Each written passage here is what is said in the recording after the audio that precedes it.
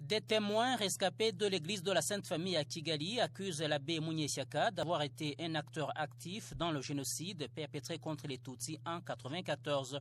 Ils disent qu'il portait un fusil et une uniforme militaire.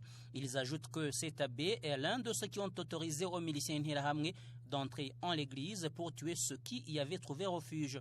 Epaphrodite Nyiringondo témoigne. L'abbé Wenceslas est allé à l'église et il a ordonné que les portes soient ouvertes pour que les Interahamwe y entrent. Ceux-ci ont envahi l'église et ont tiré sur 275 personnes à l'intérieur de l'église.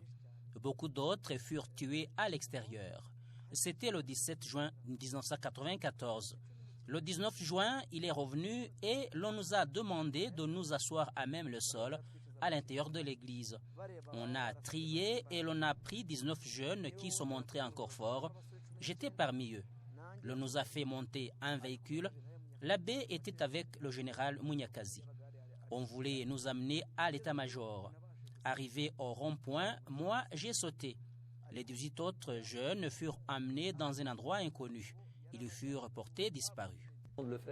Le président du collectif des partis civils pour le Rwanda, Alain Gauthier, déclare qu'il est incompréhensible que l'on passe 20 ans d'enquête pour en arriver là. Ce qu'il a annoncé dans son communiqué, c'est quand même de dire qu'il n'y a pas de fait précis qu'on puisse reprocher à Wenceslas Munyeshyaka. Or ça, franchement, pour nous, ce n'est pas possible. C'est quand même un dossier qui était ouvert en France, mais que le TPIR aussi avait transmis à la justice française en demandant de juger Munyeshyaka dans un délai relativement raisonnable.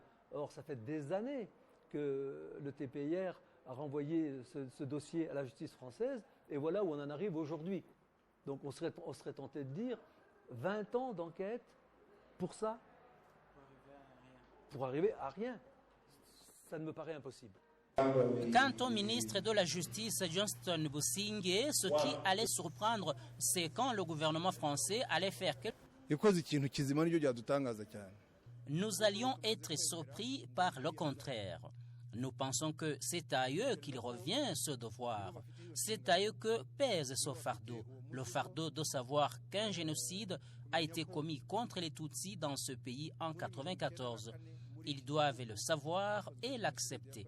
Ils doivent tout faire pour que les présumés génocidaires se trouvant dans leur pays soient traduits en justice.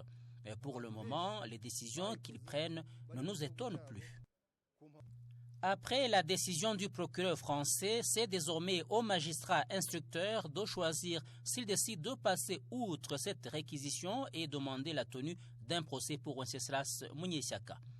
En dernier recours, il y aura quand même l'intervention des juges d'instruction qui, eux, peuvent ou non suivre le réquisitoire du procureur. Ils peuvent tout à fait prendre, et c'est ce que nous souhaitons, la décision de renvoyer Wenceslas Munyeshyaka devant une cour d'assises, comme ils l'ont fait pour Simbi Kangwa, comme ils l'ont fait pour Ngenzi et Baraira, dont le procès se déroulera l'année prochaine. Ils l'ont fait pour Simbi Kangwa, comme ils l'ont fait pour Ngenzi et Baraira, dont le procès se déroulera l'année prochaine.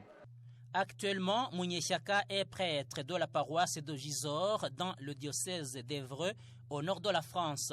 Un tribunal militaire au Rwanda l'avait condamné à la prison à perpétuité dans un procès dans lequel comparaissait aussi le général Laurent Munyakazi. 30 autres dossiers restent encore pendants en France, dont celui de Laurent Wikibaruta, ancien préfet de Gikongoro, et celui d'Agathe Kanziga, l'épouse de l'ancien président Juvenal Habyarimana.